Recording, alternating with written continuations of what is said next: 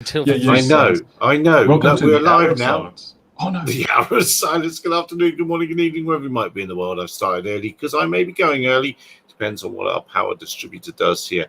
We may have yet more load shedding here in Afrique du Sud. We were just talking about the RG Pilot conference. Wow, 7 people have turned up instantly. That's amazing. Hello, early people. We were just talking about the RG Pilot conference and how it was really good, but there's a lot of stuff that is just straight over the top of your head, and the really clever people running it understand it fully and totally, but for mere layman it's a bit of a struggle. There's a lot of really good stuff there this year. You know, if anyone's interested, go and have a look at the autonomous, especially around the Intel RealSense cameras, the new 455 and the 435. There's some really interesting stuff around that for proper 3D object avoidance. Now they've moved it forward a few steps. The AP Prif is well worth a look if you want to understand more around accessories. I think an interesting comment that Tridge made was over 50% of the code base has seen some changes this year. And a lot of that isn't just corrections for errors, that's improvements. There's some really good stuff in the pipeline. It was a good conference. It was difficult at times. I fell asleep at 3:05 a.m. to the sweet sounds of Randy one morning. Well, there we are. Randy, it was, I just couldn't go any further and I was just gone. Yeah. But yeah, there's some really good stuff that I think my only complaint with Ardra Pilot, and I think Gary's the same, is the problem is there is so seriously clever people, and that is, even those words is an understatement. We are talking some absolute, you know, when you start getting into the guy, I can't remember his name now, who does the filtering and the EKF stuff. It's Paul just no, it wasn't Paul. I'll have a look in a minute. It's just insane. Once, you know, you just start going, bloody hell, you know. And I think at times Ardra Pilot's only big problem is then translating some of this down into the real world. And that's where the documentation comes in. And I know Henry's done an amazing job on that. And it's easy at times on the conference to get sucked in and think, I want to go and play with this now. But it is, a lot of this stuff is so new, it's all in dev, and it isn't necessarily for the public yet, but it's coming. I think, well, maybe one of them's listening, I don't know. Parameters, that's it, exactly. In fact, Bruce made, that's why what made me start early is Bruce suggested that they're going to run out of names to call the parameters because they've used every single word in the English language almost. It's going to come a time when they're going to simplify it. And it's got to be soon. They're taking a different road to everyone else. You know, everyone else splits it down. You know, what they're trying to do is, it is one code base for the most part, and certain things aren't in depending on your aircraft type. But for the most part, I would guess at least 80% of it is there. There is going to start being selectable modules in later firmware. So the stuff you don't want for boards that only have 1 mega flash, you'll be able to say, I don't want this feature, or I don't want that feature. That's cool. So that's going to cut out. It's interesting. It's done more as a workaround than it is as to make life easier. The workaround is to allow smaller boards to be able to continue to run on Ardra Pilot. But the nice thing is you'll be able to almost have an Ardra Pilot Lite if you want it, with the basic flight control features. I don't know how much their plan is to strip out, but it's going to be a lot more of the more advanced stuff that's coming, script in and all of that stuff as well. I wonder why they're not choosing the option of let's forget those boards, because those boards tend to be the cloned horrible things with horrible connectors, just horrible sensors, just horribleness. Surely, because we don't all have cube golds. Really? Don't you? Really? Those of us at the bottom of the screen don't. I think it's wings. You know, if you take, there's a lot of aircraft, they do really lightweight. Yeah. Do you know what I mean? And I think that's where the constant push is. We don't want to carry all that heavy code around as well. All that extra code is so heavy. that extra meg, or 1 point, it's 1.2, 1.3 meg. It takes space and it's weight on the aircraft. It has mass. That's the problem. Oh yeah. I think those it's because atoms- there's more ones in that code than zeros, and the ones Well, are heavier. They weigh twice as Yeah. much as a zero. Yeah. It's you flip it, it's twice. It's 100% more heavy. So it's a complicated old thing. That's good. You can't turn too hard, can you? Because they'll all slide down to one They do. side. They of the move controller, in the flight controller, and then they'll tighten the turn as you go around. Yeah. That's why we have balancing of batteries so all the electrons tend to run to one side during flight. Yeah, that's why people have tape on the batteries to balance them. They sit there and they have to make sure the weight is just right on them. And to think people are watching this stream because they want accurate information.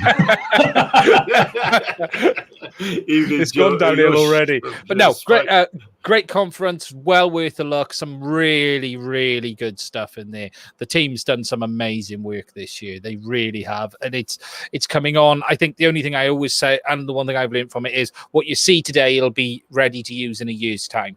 If you take that attitude, you won't be far off. What you see as you should be fairly solid in a year's time. And that's not reliable, but there's always so many elements to it. You've got the RPAS element, you've got the mission planner element, you've got the hardware element. I often see complaints around. I've seen it for the Cube. I help out on the Cube forum. I write some of the documentation, and people often mix up the problems with RPAS with the hardware.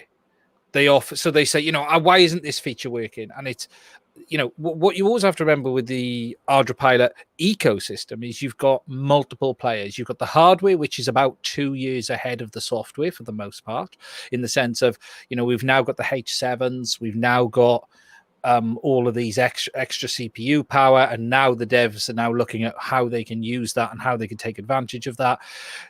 RPAS is always very early to start putting support in, but it takes a bit of time. It's like CAN bus has just had a complete rewrite. It's been out for 3 or 4 years, but it's just had a complete rewrite, and they've tied down all of the issues. But you're dealing with multiple parties, and it takes a bit of time for all of that alignment to come together. It doesn't happen overnight. Not like DJI. DJI build a product. All of their departments, in theory, work together to produce it, and it goes out the door working. With anything, great segue. Let's roll straight into that. The ugliest thing to hit the market in a very long time.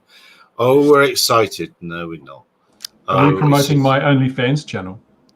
Yes. I can't wait for all of the hoo-ha. What's the hoo-ha going to be about? The hoo-ha is going to be all of the people who bought the FPV drone who have no intention of actually flying it in acro mode for a sort of fast cinema style footage, and this is probably going to do it better in every way. It's clearly got a lot more bank angle than we're used to seeing because of the top object sensors, or it's going to have object avoidance in sport mode, which they don't normally do. It's going to have a much better camera. It's from a cinematic point of view, ignore freestyle. I'm not talking about freestyle. I'm just talking about fast cinematic footage. It could be much better than the DJI FPV. So instead of doing the DJI trick of killing a product in a year, they've done it in 2 months.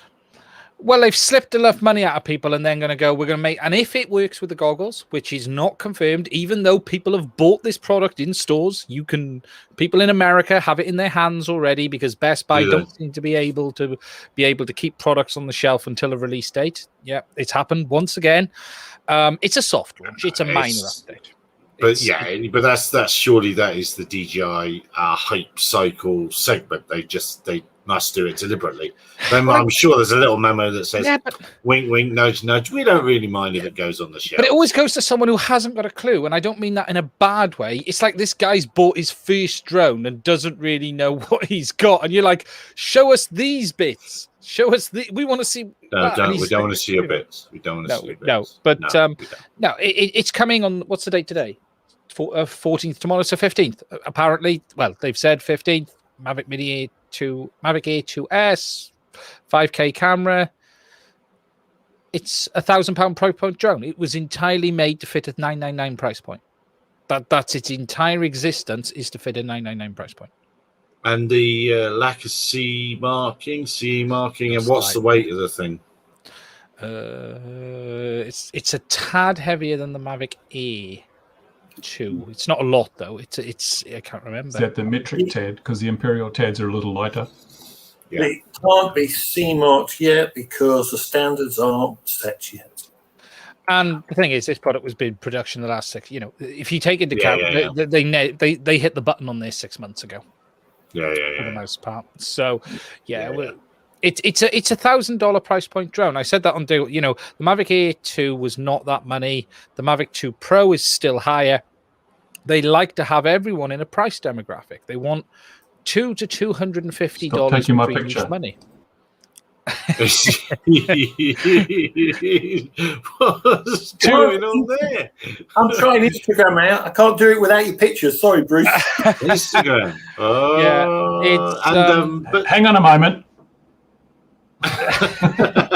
Now, can you put the Photoshop filters on to give me a narrow waist and a big bum? That's from his hair and beauty. Yeah. There are no EU procedures available. Yeah, you're exactly right, Wolf. Yeah. And I don't know what a cube costs off the top of my head, but they're not cheap. But it's true. But they're good.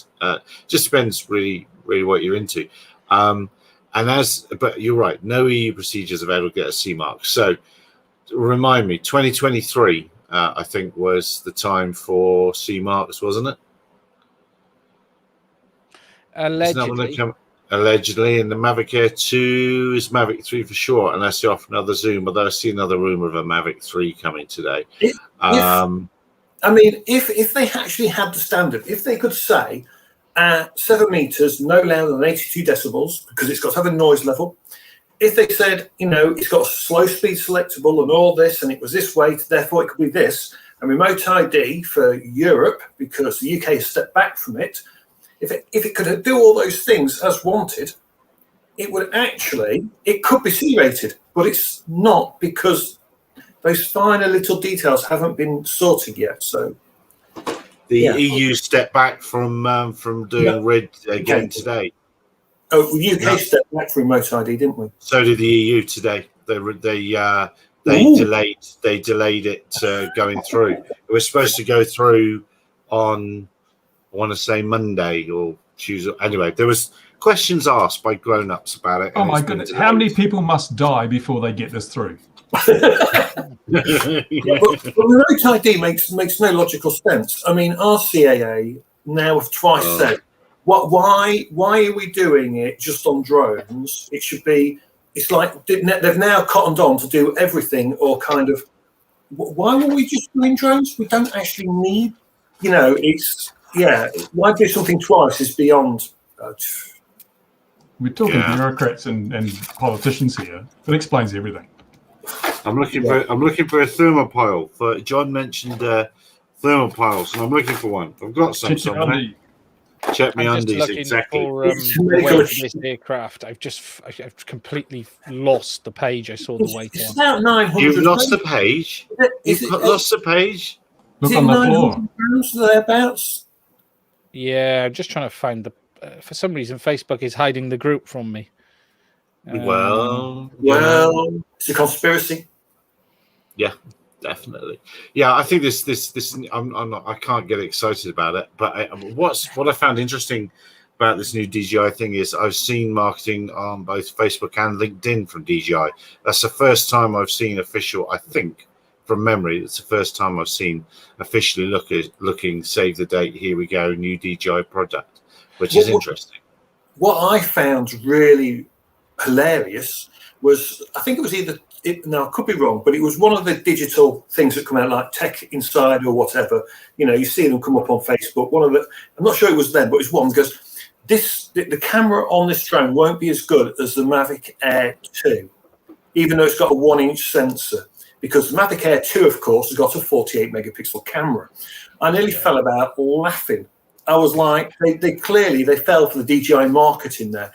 A 1-inch sensor, it's going to be a better image than the Air 2. Well, he is not 48 megapixel for start. It's not. Still 12. It's still 12 with the quad Bayer filter, so it's the old game. It will probably, to be fair, will actually be a very, very interesting buy, because it'll tick a hell of a lot of boxes, but it is a very crippled product because it's not the same camera as the Mavic 2 Pro. It doesn't have variable aperture. It most likely doesn't have the extra modes that the Mavic 2 Pro has with that high-res camera. It's a fixed aperture. It'll do a decent job, but it doesn't have some of the bells and whistles. But again, it's that $999 price point. Now, in many ways, that is the sweet spot for DJI products, because you get a lot of spec at that point, which tends to outdo everyone else. It's when you sort of head up the higher models, it becomes less worth it, is probably the term to use. But it's like it's like Ford releasing another Mondeo. It's just another Mondeo. It might have a bigger engine. It's another iPhone. It'll be a good drone. It probably will be one of the better ones. It'll probably be one of the better ones they've released in the last, in 2 years, we have only seen Mavic Minis on this Mavic Air with the small sensor. So it's going to be one of the better aerial photography drones they've released in some time. But it's designed to fit a hole, and that hole is $999. And I just wonder how well it's going to sell in the current climate. I really do. I'm actually hoping it does something else. I actually want it to impact Mavic 2 Pro price, because everyone will believe it's the latest, greatest drone. It's the must-have. So they'll ditch the Mavic 2 Pro.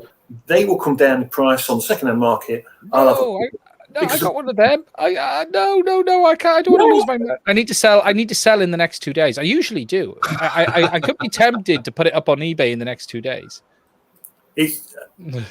People are going to sell the Mavic 2 Pro because they believe this will be the better. The new Air 2S will be the better one to have. But as you said, the camera specs aren't quite going to be there, are they?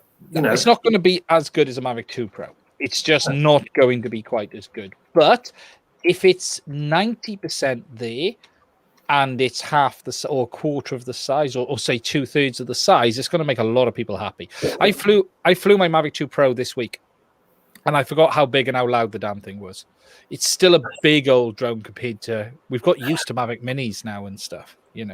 It's not big. No, it's not big. Size and everything. Bruce told me that. Then I flew the Inspire 2. Well, those are going cheap, and they're not birds. No. Yeah, they are.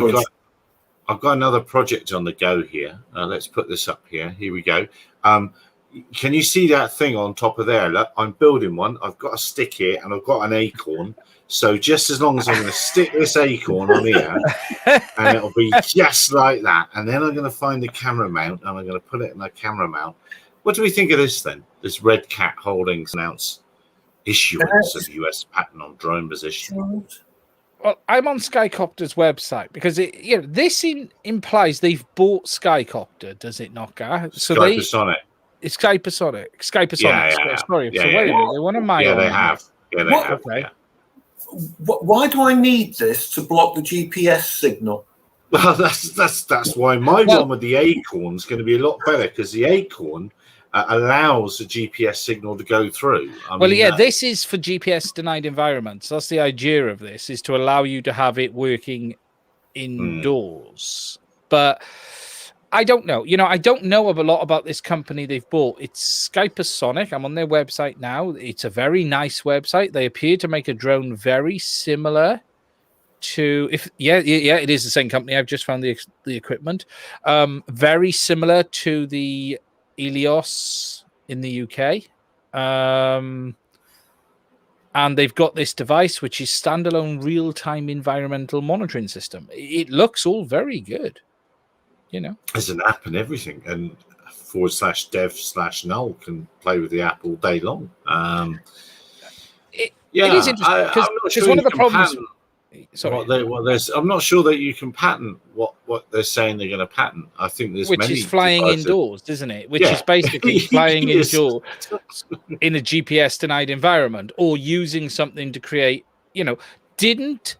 Well, hold on a minute. We already know there's a company that do this, because if you go back far enough, Unique used GPS, this type of thing, when they announced the H with the Intel RealSense when they had it flying through there in their live demo.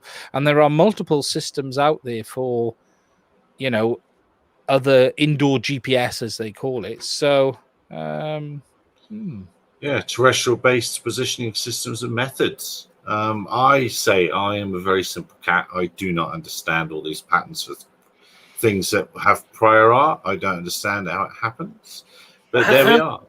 I have to ask, why do I need GPS inside? Well, it's the stability. See, there's one of the big, and funny enough, this was a part of a discussion at the Pilot conference this week, is a transition into non-GPS to GPS environments and how you.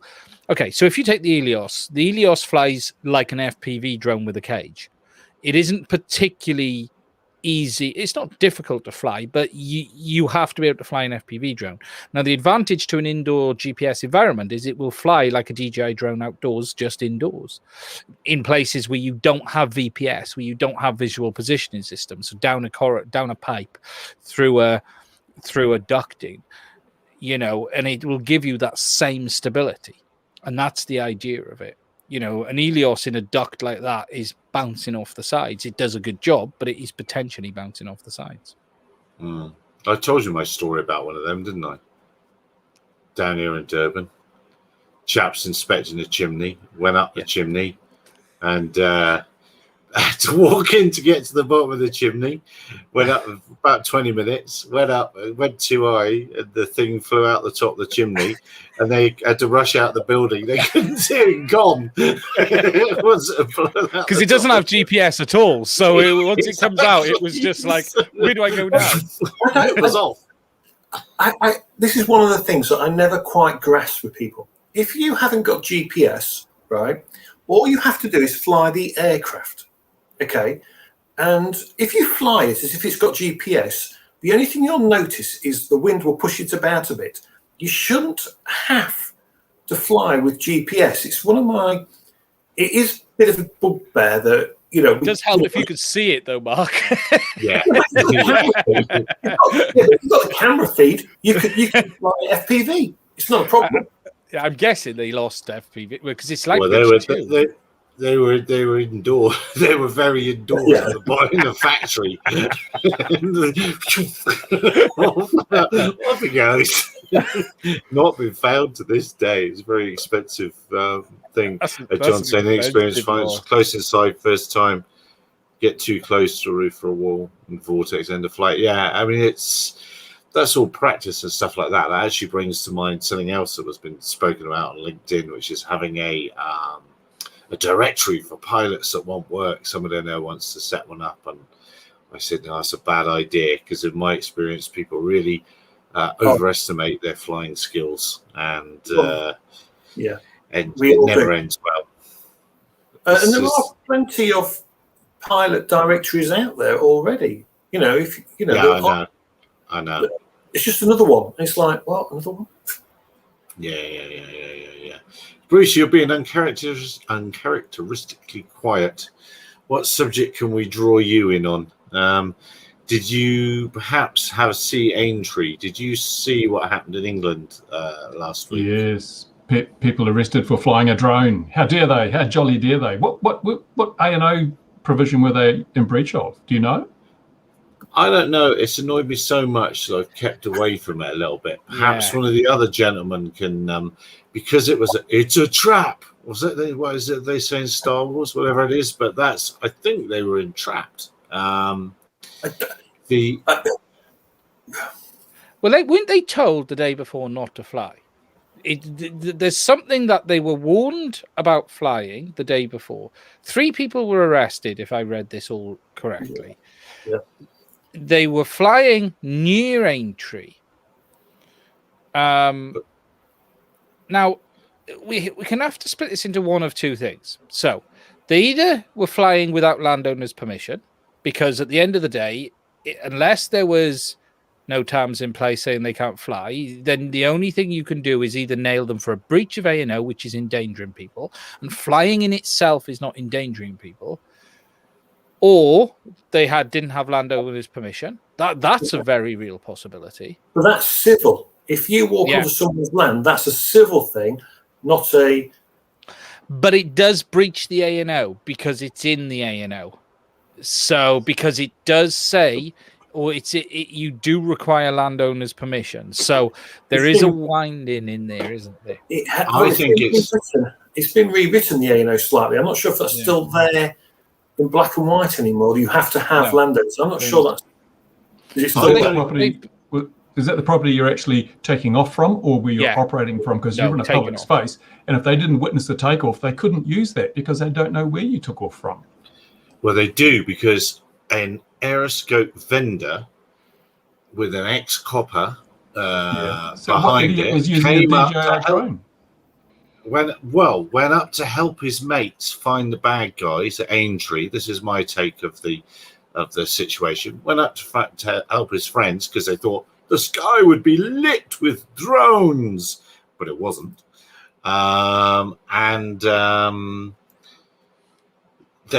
So they found someone that was operating and said they were going to operate, and just did them for a little bit of the A&O. So they had a story. That's my take of the whole thing. It's a bit weird, isn't it? But they were there the day before and they were warned not to fly. That's the take I got on it. So my intrigue is what? Okay, so what were they intending to do? What I suspect is this: they were most likely flying in their eyes legally, because let's remember there's so much grey in the A&O. It's all fine. It's all about interpretation. The A&O is all interpretation at the end of the day. I suspect they felt they were compliant, but Aintree is not going to like a drone anywhere near it, and enough collars have been felt to get them nicked, and that's where I suspect it is. And they found anything, and then at the end of the day, they can arrest them, seize the equipment, and then in a week or two's time go, we're not pressing any more charges. And well, the press release has gone out. They've made the noise. They've made like Gatwick, is it? No, really not. Come on, hush your mouth. Really, come on. Because they can sit there and say insufficient evidence. It's interesting. There's this thing going through the UK at the moment through Parliament about protests. You might have seen the UK in a bit of a mess, and the one thing that ticked me is you have the right to protest, but not if causing a nuisance. And the simple act of that is a nuisance to who? Because a nuisance is all about perception. And it's the same with this. If enough of the right, let's think of how much money was involved at Aintree. Let's just think of the kind of people. There's enough people to go, we don't want that anywhere near there. And the police will go, yeah, we'll take a risk and nick him. What can he do? He can't do anything about it. But let's not forget, this is the police force, Merseyside, that lost one in the Mersey. And then went, we've done the first drone arrest. Look how good we are. And then the CIA said, no, you haven't, because you weren't legal. So it was thrown out of court because they hadn't complied. It was back in the day. I can't remember which part they hadn't complied with. Perhaps when PFCOs came in. I can't remember. But Merseyside weren't compliant. No. Yeah, you remember. Yeah, I suspect nothing will come of this. I suspect it will very quietly fade away. Isn't this all rather worrying? Is this kind of worrying because we're having this increasing clampdown on our freedoms that they're regulating drones because they're so evil? Are they regulating them because of the safety aspects, or is it because we're seeing globally, we're seeing governments trying to take away more and more freedoms and rights and replace them with diktats and rules and regulations? Here in New Zealand now, they're making changes to our Counter-Terrorism Act that redefines an act of terror as not something that produces terror, but something that merely produces fear.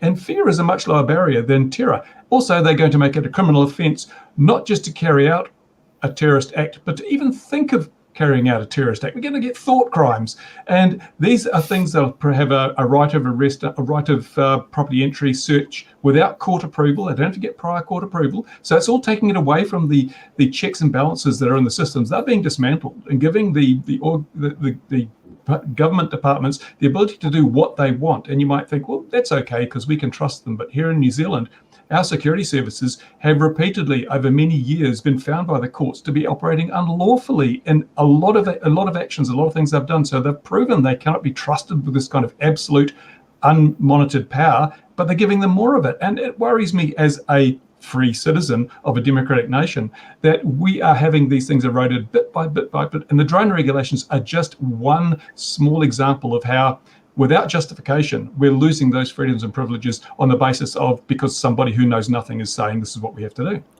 Is it interesting? Oh, sorry, Mark. Okay. Oh, I was just going to say, it's quite interesting here because we've got it going through Parliament, as you've already said, and it is a nuisance. What defines a nuisance to someone? And that's when we can just get that slapped fine. Yeah. But in the UK, let's say the government want to put something through, and you don't agree with it, and you protest. You're a nuisance to the government. That in it, you could, and it's.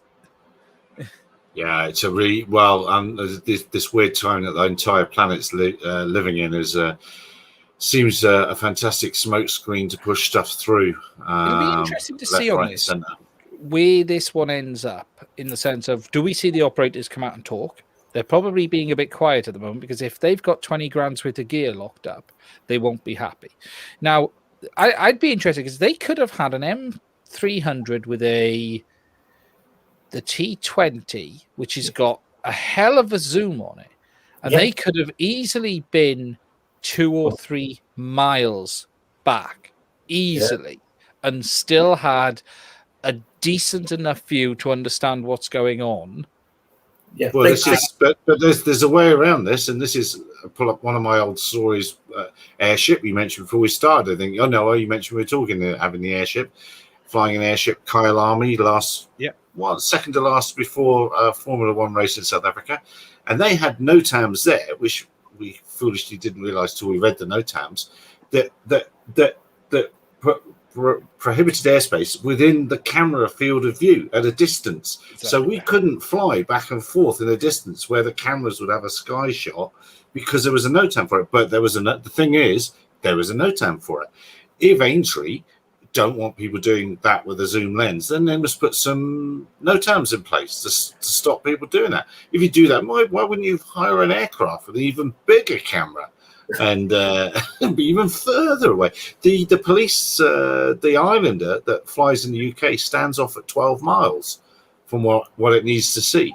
You've got no idea it's standing off looking at you. See, they could technically do you. There would have been a lot of helicopters in and out. They could potentially do you for congested airspace. Even going a foot off. No. Well, were there people at this race? Was it a peopled race, or was it a? No, well, it couldn't have been because nothing was. No crowd. There shouldn't have been crowds. So, yeah. It won't matter about the helicopters because unless it's a flight restriction zone or it's got the it doesn't matter. You use but Mark, you're missing 241. Is the flight reason? Is it safe to continue? Remember that old 241 is very, very interesting, right? Because it's reckless endangerment. Now, Lincolnshire Police tried to do someone for flying. Now we've got a small seaside town here called Skegness or Skegness, and someone flew a drone down over the promenade, over the city, over the high street. They were in the car park. They flew it beyond visual line of sight. The police wanted to do them under 241, reckless endangerment. And the CAA said, no one was hurt. Ooh, therefore, it was not reckless endangerment. Now, I'll counter that.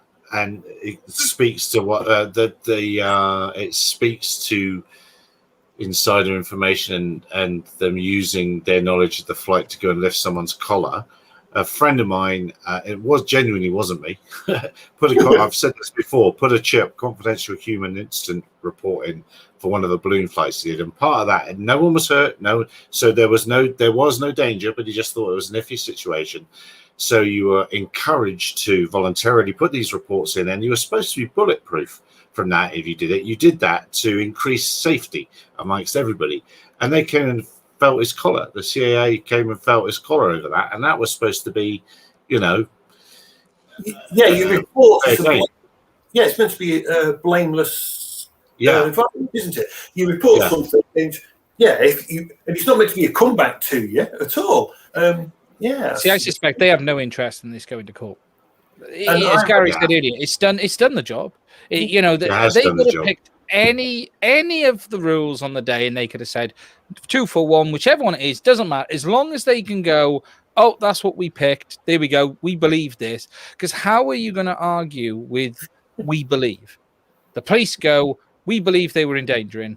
We based on this, so we got it wrong. Okay, but what they've done is locked them up, got the equipment off them for a week or two, and solved the problem. I think the worst thing that will happen to them, I think the worst thing is they'll get investigated by the CAA. If they have a PFCO or operational authorization, the CAA will be told to investigate them, to go through their paperwork. It'll all be submitted. You know, if they've proven they've got all their paperwork in order and the flight was legal, the CAA can't do a lot either. You know, the worst they could do is remove that operational authorization. But if they've followed the paperwork and they've done everything they should have done, And I think the bottom line with this, though, I'm sorry to butt in, is this was a police-driven initiative. It was driven by somebody an ex-policeman in the drone industry who's got an aeroscope who went up to help them. It was driven by the police. It was driven by someone with an aeroscope. Not sure if they got a training organization or not, but they should be blackballed if they have. Well, didn't they say a training organisation was involved in this? Yes. I think they do have a training organisation. I'm trying not to say it out loud. No. I mean, a training organisation was involved in the flight because they said they've suspended them as well. Yes, allegedly. Yes, I remember reading that. Ian's right. There was somewhere it said there was a flight training organisation that also was suspended as well. Yeah, it was the operator and commission and the training organizer and the involved training organization's permission as well. And I was like, well, I know that it was spoken about today at a high level conference the CAA was at, and they issued a statement today saying not to the people in the room that it's been investigated and it was a breach of the ANO, and that's that. And so we'll find out in due course. But I bet it's the level of breach, isn't it? Yeah, if it's held up, exactly. It'll be having page 47 of their ops manual should have been page 49 or something. Because 1 mile an hour over the speed limit is a breach of the law. Let's remember that. And 1 mile an hour over that speed limit is a breach of the law. So I hope the whole community wakes up a little bit before it starts throwing stones at these ops until we understand what they were really doing. Yeah. And what's really interesting now is how many operators there really are in the UK. Yes, that somehow fell into my inbox today. I don't know how I got the CAA slides today, but I think I must have made an administrative error and accidentally emailed them to me as well. Yes, the numbers were. I should have had that ready, shouldn't I? Quick, somebody, where did I tweet that or something? Did I? You have shared this with the world today, Gary. Yeah. Did I? Oh no! Oh, what an accident! How could I have done that? The numbers are outstanding. We are the biggest air user by country mile now. By an country mile. There's nothing close. More drone flyers fly every day in the UK or every month. 500 registering a day or 300 a day averages out at. The numbers are incredible. And that's why we have so much say in the shaping of regulation. And that's why the manned aviation regulations are changing to accommodate the new heavy users of airspace. That's just the way things work in a sensible democracy. That's exactly right. Yeah. Can someone put him back on his meds, please? It's funny, isn't it? Hang on, let's put it out. It's amazing. When will that happen? When will we tip over to us ruling the world? When's that going to happen? It's not going to happen. What's going to happen, though, is I've been looking at the situation here in New Zealand with the new proposed regulations coming in, and I think the only way to actually win this is to educate the public to the fact that if what we're being told is true, the skies will darken with commercial drones, and you can forget about people spying through your window with a toy drone. It's all about Amazon drones, pizza drones crashing in your backyard, killing your kids. So there are CS forecast at 165 registrations a day on average. 445. It's quite a thing, isn't it? Not only that, if you leave that slide there for a second, what's really interesting is look at the NQE RAE applications. Right? Yes. That's increased by 20 to 25% per year. Yet these training companies are pumping out the A2CFC for peanuts now. You know, where they're going to make their money back, I've got no idea.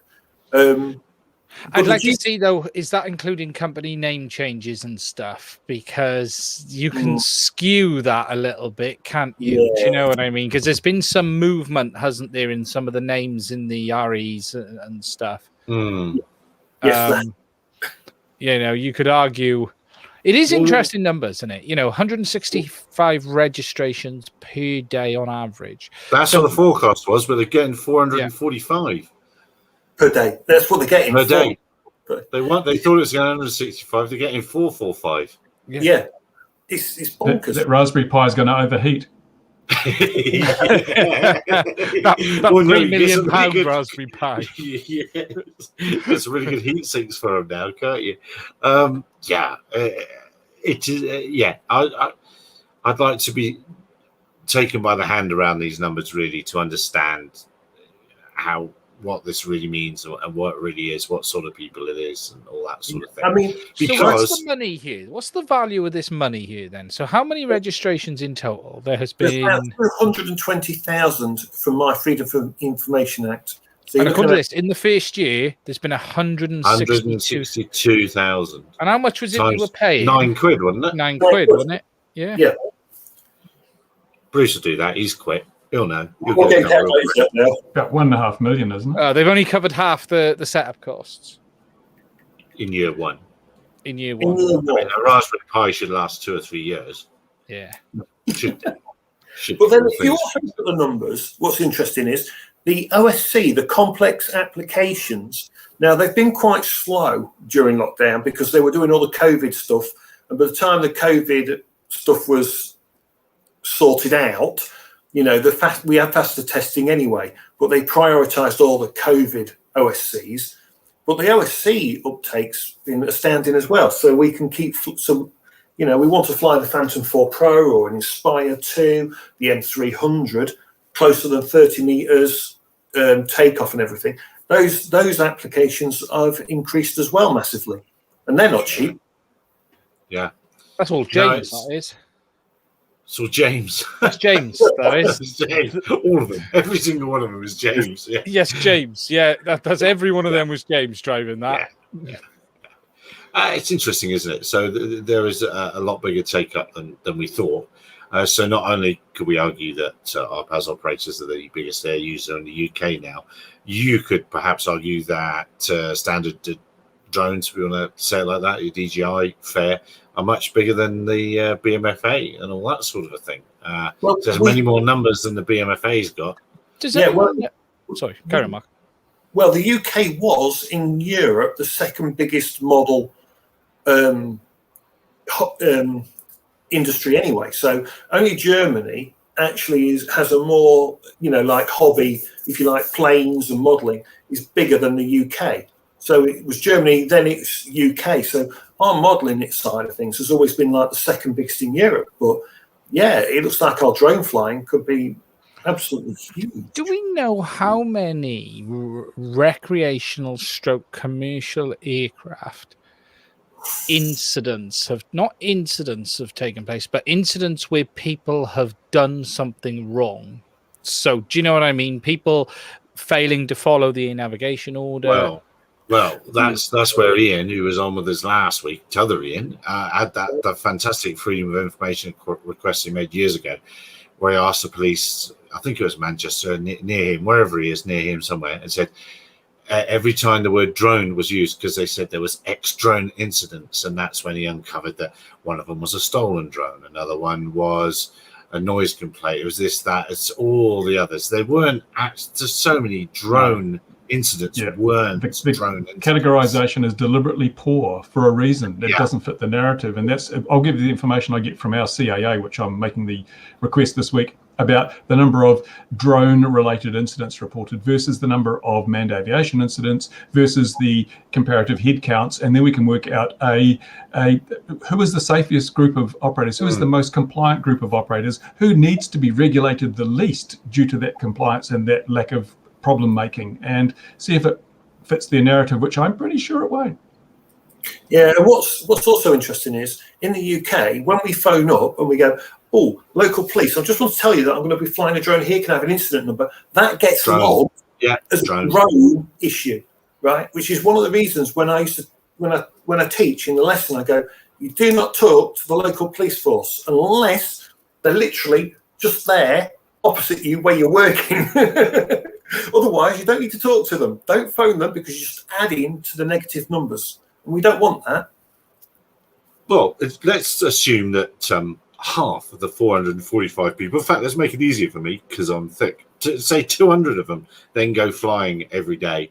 Just imagine just those 200. Where's all the deaths? Where's all the trouble with just those 200, let alone the cumulative numbers of 200 every day? It's only a matter of time. Just reading from my Alpha manual here, it's only a matter of time. That's what we're supposed to say. Very good. Yes. And let's face it.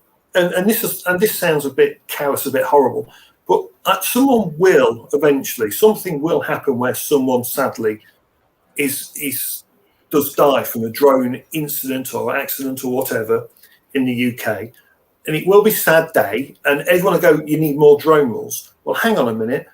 In my county, every day, I would say 4 or 5 people die on the roads in my county. Mine's one of the worst.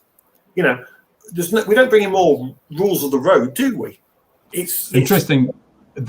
When somebody dies, it brings in a whole new era of statistical analysis, because at the moment we can't give a comparative number, because when you divide by 0, you get an error. Once you have one death, you can divide the number of deaths caused by drones and manned aviation. You can come up with a ratio on hours flown, and that is a very big number, that ratio, and then you really can prove the safety, because then they can't say it's only a matter of time because it's already happened. It actually puts us in a stronger position once somebody has actually died as a result of drone use. So I'm working on that now. I'm trying to find somebody who's willing to become a martyr to the cause.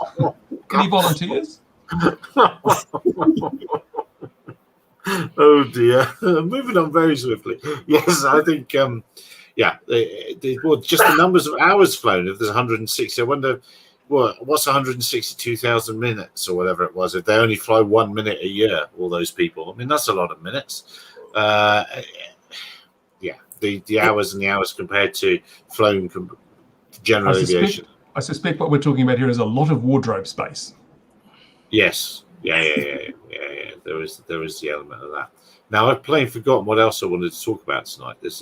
Have I done the things you mentioned? I think. What about that military drone that crashed because the pilot was asleep or incompetent or something? We've all these rules regarding our harmless little recreational and small commercial drones, and we've got military drones falling out of the sky on runways, I might say, because the operator was half asleep or incompetent or whatever, and they admit it. But hey, we don't need more rules for military drones. How many of those things have they lost anyway? They fall out of the sky. And absolutely awful ground control stations. They are absolutely awful, ergonomic nightmare. Now, they did used to have, I know they did in the first run of them, they had the just like some aircraft have, the flap lever is a little flap and the throttle lever is a little circle, and that helps you know when you in the dark. That's why they're shaped, all these things, and the wheels are a big wheel. So when it's dark, it gives you a hand to know what it is. Now, I know they had that, but obviously they've updated them, and that wasn't part of the update, because apparently it was 2 identical black knobs at the end of the levers. So it was like press any key to deploy flaps, press any other key not to deploy flaps. Yeah. It's F for flaps, isn't it? We all know that. T for throttle. I mean, it's a plus or minus. Okay. Well, at the end of this, I suppose, though, at the end of the day, as I'm joking aloud about that, it probably would be easier to use a computer keyboard to go plus or minus an F. I mean, why try and replicate an aircraft's cockpit when you're not in it? What's the point? Sorry? We're not professional unless we absolutely copy a cockpit layout We're not professional until we do that. That's why. Well, another given is that the accident rate amongst Army RPAS is a lot lower than the accident rate in Air Force RPAS, because the Army guys get hit L for land and hit return, whereas the Air Force guys try and land the things and then they crash them, or they try and hand fly them off the runway and then they crash them. I bet the Army goes T for takeoff, return. Yeah, and that's So we should introduce epaulets as a safety measure. Oh yeah. We need to make. So we talk about them so much. We need to make some of our own, don't we? We need to start generating some merch. Yes. Get your own professional T-shirt with epaulets. Ooh. With epaulets, yeah. No, the Global Hawk, wasn't it? That did the big flat spin in because they swapped cockpits, as it were, the operators, and in the one that they swapped to, the fuel cock was off. So they swapped cockpits. So by the time they realised, the thing had flat spun out of radio range before they could do anything. So, yeah. And only $6 million, it said that thing cost. But those are the dangers of BV loss, aren't they? That's why we need remote ID to mitigate the risks of BV loss. So what we're saying is they should have fitted a cube, because it would have been all right then. But just make it completely autonomous, get rid of the people. Exactly. That's the worst part of the whole thing. Is the people, the meatware. It would have flown itself perfectly fine by itself. It really would. Well, free flight's been a thing for many decades, centuries even. Yes. I was looking at pistachio scale stuff the other day. Very, very interesting. Never made any of that. Looks really lovely. So what else have we seen? Because I'm going to have to be conscious of having to go soon, because I think our power's going to go out. What else have we seen this week? If we just go, goodbye. But what else have we seen this week that's caught our fancy or eye? Grimsey got a new gimbal, which Yes, is quite they have. nice. Very nice piece of kit indeed. Would love to play with one. Autopilot conference. Free Flyer looking for an engineer. I noticed you were advertising for them, Gary. They are, and so is Amazon. There's quite a few jobs. In fact, I updated the jobs section just today. Let me click that and share that. Let us look together. You need a little tag along the bottom with the job. Check SUS News for jobs. I said what was interesting, that Sony statement. What did you make of that? That was I'll tell you what I made of that. Some weird Japaneseness. That's what I made of that. We are responding to something we said 3 months ago. I know, and the Sony people were posting that everywhere with no explanation, or in LinkedIn and a few other places. They said to me with no explanation. It's like, okay, it's very nice. You're putting in a wind tunnel. You're still making it. Lovely. Yeah, that's lovely. It was very much. It's Sony about the Air Peak statement, as mentioned in our statement 3 months ago. Well, the actual thing says about the Air Peak statement. It doesn't even say Sony. I added Sony. You added just Sony to help people. Yes, and they talk about a video that they haven't released yet, as if you've already seen it as well. I thought it was quite interesting. I think lost in translation. Yeah. There's a rumor mill going. Not doing a very good job. Well, a lot of people have said it's what's when something's fake? I can't remember. Think of the term. Hyperbole. No, hyperbole. Hyperbolic. No, I can't. Vaporware. Vaporware, that's it. Yeah, a lot of people have said it's vaporware, so perhaps that's what my take on that was. That was a response to that. But why take it to a wind tunnel? I mean, yeah, okay, you can make a little bit of difference, but at the end of the day, it's a load of tubes and a few motors. It's not. It's very hard. Science. You've got to put science in there. Science goes with the 3D renderings, gives you the credibility. If they get this right, they could own the serial AP market. The cinematic AP market, because it's bloody Sony. If they get this right, and to be fair, the drone doesn't actually have to be that good, because pro users don't need all of the crap that's on the Inspire 2.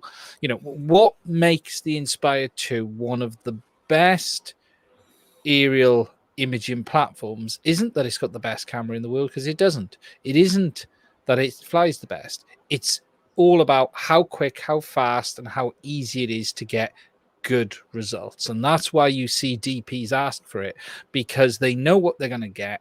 If they want an Alta on an X, a Hex, they know they can have that, but that's not why they want the Inspire. They want the Inspire to be able to turn up on site, follow a car with it, get the job done, and move on. They don't want to have 5 guys having to rig the aircraft to make sure it's right, have a director following it.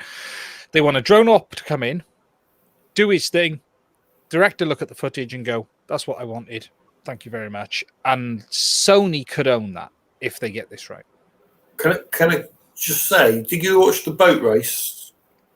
That was here we had the boat race, and there was a free fly Alta 8 flying, and the guy that did that did a cracking job. It appeared in some of the TV shots because the drone's just off to the side as it's following them down. They were in a chase Land Rover and stuff. The poor guy must have been bounced about like a gooden, but it was a free fly Alta 8 that was doing the filming. It was a nice machine looking. They are really nice, but it's that whole setup time, putting a red on it or something. It's the hours, you've got a team of guys, even the single guys who've got them up and running, ready to go. None of them are as fast as walking up with an Inspire 2, clicking 4 pops in place, putting a camera on it and saying, go. And there are guys in America who were hiring 7 or 8 of these on shoots for a day. I'm not going to say his name, but there's a guy in America who's built a fairly big business, and there were days where he was saying, I want to borrow everyone's Inspire and I'll pay you X amount a day because we just can't get enough of them right now. They'd also bin them on a daily basis. They wouldn't care about destroying them, because for a Netflix series, they were borrowed. No. Yeah, someone else's own ones. It was the cost of destroying a $5,000 drone is nothing in the grand scheme of things. Yeah. When it comes to TV and film, the cost of the drone is it is just peanuts compared to everything else that's around it. And Sony, if they can deliver something with one of their cameras on, an A7R4, with all of this stuff people want, they could literally overnight grab the industry. And as John has said, Sony name has a lot of weight. Targeting agencies have already started marketing and contacting those DJI dealers that suffer from the DJI direct sales decision. Yeah, you see, the DJI could have shot themselves in the foot yet again. They have. But they have completely screwed the enterprise setup they had over. To be they've opened the door to Sony, then, haven't they? Yeah. Once Sony gets out of the wind tunnel. 3 years ago, they only had to do 3 things, and they would have owned the market permanently. And one of them would have been a US model with US manufacturing with US software. That would have been it. That's all they had to do. That would have made everything go away. It didn't have to have all the bells and features. They could have done an EU model, or say a worldwide model with all of the secret sauce, and then a US model which had a lot less features but was completely open. They'd have owned the market, but they weren't willing to do it. That's all they had to do. It's amazing, isn't it? It is amazing. Yeah. It was a no-brainer, wasn't it? It was a no-brainer to open a line building them, open the software up, and just say, they could have written an entirely new flight stack for it, not even like their existing one. Yes. Let's be honest. Why hide the flight stack? Could have used ArduPilot. That's the point I was about to say then, Bruce. Why hide the flight stack when you have so many open source? How many did you name in Niambo? About 9, I think you got to, Bruce, open source. Yeah, there are quite a few. You don't, it is not anything that has IP right now. There's no point having IP in the flight stack. Yeah, that boat has very definitely sailed, hasn't it? And some time ago. So now it's all about pretending to add value, some spurious value to the flight stacks. Not quite sure how some people are doing that. And it's going to be interesting, as an aside, to that Martian helicopter. It's got a problem, hasn't it, with its blades or something. Now, a couple of groups were claiming it was all their work. Look how clever they are. are they going to be rushing to claim that work if it crashes, or are they going to sidle away from those things?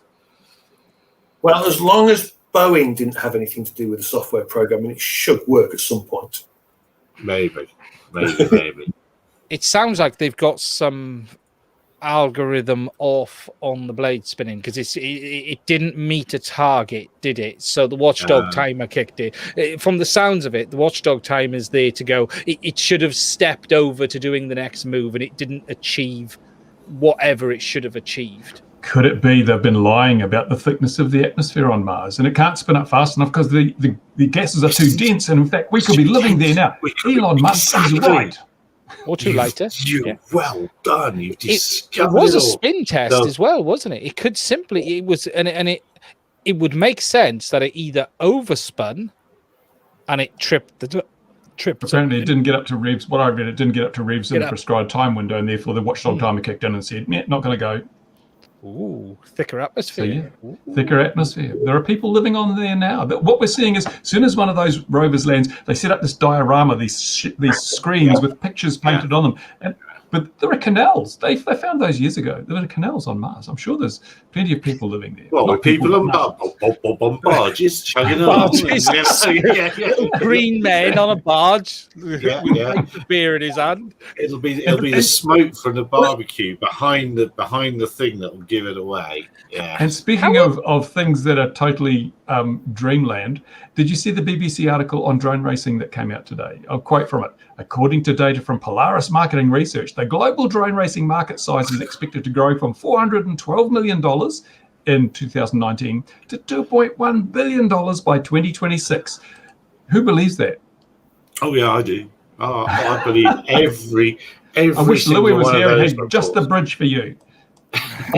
Yes, that's right. They didn't see the crash report then from the one from Aluda. They've got nuts, haven't they? I mean, they've got new director of this, director of that, employing this person, employing that person, doing this, doing that. They've got kahunas. They have to be an utterly, completely different machine for anyone really to be interested in it. Drone racing's a funny one. Okay, let's look at what has been successful elsewhere. So, hang on, I'll just look over here. No, the paint on this wall is dry. Drone racing, if you're doing it yourself, it's great. Otherwise, it's dull as dishwater. But if you look at DJI, have one of the most successful robotics style competitions on the planet now in China with the RoboMasters competition. Yet it's barely taken off anywhere else, as much as it's been sort of looked at and tried. As far, we've had Robot Wars for years in the UK, but it never became anything, did it? It didn't become. So why do we think, is going to be, there's not a guy climbing into the drone and flying it around. That's the day drone racing gets exciting, when the guy climbs into it and races. Did you see the Paris? Even those things have failed. Remember Rocket Racing League? It was going to be really big. Do you remember that? Yeah, it never happened, because once you get people involved, it's too dangerous for health and safety. You can't do that. You've got to be wrapped in polystyrene. It is interesting to note that BBC article focuses on DRL, the Drone Racing League, which is a commercial entity set up to promote drone racing. They're probably looking for a new round of funding. So, this is going to be super big, and we're getting an article in the BBC, and all the press releases have gone out because they'll be looking for more funding, because I think they're probably bleeding red ink at the moment. Yeah, it's Red Bull Air Racing, isn't that over now? I think it is, isn't it? That was fantastic. But niche within a niche within a niche within a niche, isn't it? The Russian dolls of niches. That's where FPV racing is on TV. I mean, it's interesting. I just watched some videos on YouTube from British Pathé. Is it Pathé or Path? Or I don't know how you say that. The old thing. And some model aircraft events from the 30s and 40s. And the crowds are amazing. Huge amounts of the public turn out to watch people fly their toy planes with rubber band motors and things like that. And so those things back then were far more popular than anything today. And it's like, because we have so much choice, and we have internet, and we have television, we just don't get so wrapped up in these things now. Well, you should say that. So here in Lincolnshire, just over there, Barkston Heath, is where we have a big modelling event. So Barkston Heath it's a bit more than a stone's throw. I'd have to have a catapult to reach it, but it's over there. Sadly, this year we'll not be hosting the BMFA Nationals because the base, due to COVID and other reasons, so the base doesn't want anything on, which is understandable. So sadly, there'll be no what we call the Nats here this year at Barkston, which sadly... Are they too close to Aintree? Yeah, no, they're within England. They're in England, so that's by default. They're also very close to Gatwick and any other airfield that you choose to name. I think the Aintree thing is a counter UAS demonstration for a counter UAS police squad that's stood up, and they were trying to justify their existence, and some poor fellow or company was the target, and I bet they were hoping to find something closer to the race course, and that's the best I want to they know could is do. How many people would have died if they hadn't shut that operator down when they did? Yes, absolutely. You see, these counter drone companies are actually missing a trick, right? They're paid to do a job for the racetrack, and they're meant to be the good consultants. If they were the good consultants, right, they would get the race course to apply for a geozone, okay, around its own property, and go, look, this is what you got to do. You've got to create a geozone. You can't go over the road or anything, but all around it, stop drones flying over the top. But actually, you go from zero. Buckminster's not big enough, by the way. Just for that, if you know the size of Buckminster versus the size of Nats, no competition. Barkston is so big it can host everything. But you'll create a geozone. You could go from the ground surface up to say 300 feet because you want normal drones to be able to go across the top of you for deliveries or anyone that's surveying. Why they don't put this geozone block in from the surface to 300 feet and go, right, anyone wants to fly in this block, you've got to get permission from the racecourse. They have a dedicated email address where people can then apply to fly there. And that will be the simple way, and you'd eliminate 99% of their drone problems like that. You know, this counter drone company, you're just going to keep paying the money for no good reason. Brilliant idea. You can in fact set up a company which you would then get people could register, and they could pay to make sure that drones wouldn't fly over their house. This is brilliant. Oh, why hasn't someone thought of this already? Well, network radar. Air something, wasn't it? Network radar. I think it was something like that. But the point is, but for something like a race course, these geozones would make sense as long as it sticks to the actual area of the race course property. But you don't need to get sort of that fancy. Just apply for a NOTAM from the CAA.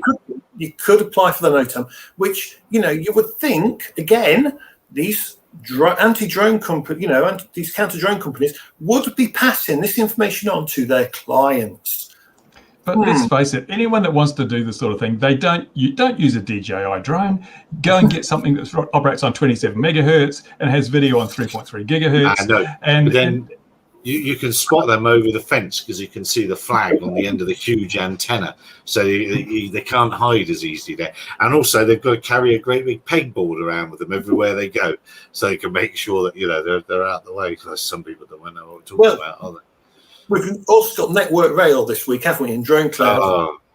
So yes. They're doing their thing where they're going, oh, right, so you want to fly within 50 metres of a railway line. We'd like you to, what was the wording? We would like you to request permission to fly, I believe. They have no right, authority, no, it's not law. You know, people are falling for this quite badly. They can't say no to you. That's one of the problems with New Zealand's drone laws. The CAA has ceded control of that airspace for drones only to the property owner. They've said the property owner controls the airspace above their property only for drones, not for manned aircraft. So we have this area of the entire country, which by default is a no-fly area because you've got to get the permission of the property owner. And to their credit, they're now realizing how cumbersome and ridiculous this imposition is, but it's still in place. Well, that's going to be great. So when Amazon want to do drone deliveries in New Zealand and you don't want them, all you need is one block of... No, they've sussed that, because if you're a commercial operator, you can, flying in a Part 102, then providing your operations plan has the necessary safety things, you can fly anywhere you like. No, that's all right then. Good. Yeah, Right. gentlemen, I am gonna have to disappear because I'm sure at 6 minutes past midnight. Oh, thank goodness for that. Yeah, exactly. It's going to go very, very shortly. So, dear viewer, thank you very much for hanging on at Modern Digital World, 27 to 35 megs. Yeah, well, that's another build for Bruce, isn't it? Long range 35 megs. That'd be fantastic. 2-mile antenna. That's all. Let's just make it wired. Yes, it's almost in for that. 35, you can go a long way on 35. And there's something new about new Skydio Neat or Parrot products. I don't heard. No. I don't think so. I don't think there's anything new out there. I heard that Skydio made 30,000 units of that first one, and that was it. So that's all I know. Anyway, so that's what I know. But I must go because the power's going to go off. So thank you very much. So you're going to drop that in and leave. You're going to drop that in just like a little bit of dust, like that. Just a hand grenade. You won't believe what happens next. 30,000 units. So I've been informed, reliably informed. Well, whatever it goes, cheerio. But we'll keep talking about that. Yeah, that's apparently what the production run was. Of the S2. Of the 2, yeah. And so people are getting them now. And that's what DJI called 3 days worth. Anyway, I think 3 days is a push, Gary. I think 3 days, hours on launch day. You reckon?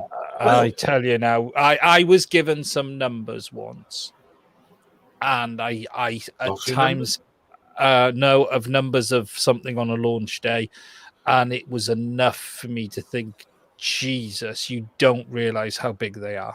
The numbers are biblical at times. I know they got angry with me. I caught wind a few years ago, probably Phantom 3 Pro time, something like that. I caught wind that there was 9,000 units a day, and they asked me how I knew that. I said, someone told me. And they weren't very happy with me for saying that. And that was way back then. So, yeah, I'm sure it's like the Mavic launches and stuff. The Mavic Pro, I think the first, I believe it was substantially over 40,000 on day one, 50,000. And you just think, freaking hell. But that was at the peak, and that's not today. But you've only got to look at how many of these damn FPV drones, they gave away about 1,000. So, they even give one to Bruce. Yeah. And have you two still got them? You've not crashed them yet? Not them in one piece. Proof it. Mine's fine. Proof. Mine's fine. Mine's over there. Proof it. Come on, Ian. Come on, proof it's in one piece. Yeah, they're great. If you don't fly them, they're really good. He's looking for the bits. This just went straight to the pool room. I have to say, you two must now have the longest living FPV DJI drones. Well, I don't do stupid things with them, like fly them through gaps. It's not designed to do that. Okay, just because the marketing image shows that you can fly it through a hole in a rock doesn't mean you should do. To be fair, it's not even flying through a hole in a rock. I've seen 1 or 2 genuine clips. I know 1 or 2 of the guys who come on the live stream have caught them, literally, and that seems to be the worst, is the accidental clip of something which rips the armors off completely. That seems to be the biggest frustration. The people who drive it into the side of an army truck and explode its face, you expect a lot of damage, but then there has been a few reports of people dropping it and it's been fine. One guy broke the arm and it fell off the top of his car. I did feel for him a little bit. It literally bounced off the roof of his car. And it broke an arm. But it's a good bit of kit. I got nothing against it as long as I use it for the right geofencing. That's what the reason I haven't flown mine much is because my primary flying site is not accessible to this thing. I'd love to use it for chasing models and things, but They just won't let me. I mean, they sent me You this can drone. They said, unlock don't it, use it. Bruce, but I'm not sure. Have you Yeah, got a such a phone that will faff. even connect to it? No, I don't use a mobile with that kind of connectivity, and I don't want to have to do that. I mean, I surely I should be presumed innocent, not guilty. No, you shouldn't. No. No, I think we can all agree that's a bad idea. There you go. Yeah. That's definitely not. But I Right, am I must- thinking of moving all the electronic goodness into the next cruise missile. Yeah, that'll be all right. Again. All right, I must go. Let's just hope return to home doesn't work. Okay, carry on. Yes, exactly. Yeah, they didn't have that in the 80s, did they, on the Tomahawk? No need for return to home. Right, ladies and gentlemen, boys and girls, I'm going to go, so power will just drop out very soon. Thanks for watching. Same time again next week. Wear a mask, wash your hands, stay away from other people. Easy to do because we're nerds. Look after yourself. Be safe out there, people. Gentlemen, thank you very much. See you all next week. Take care, everyone. Bye-bye.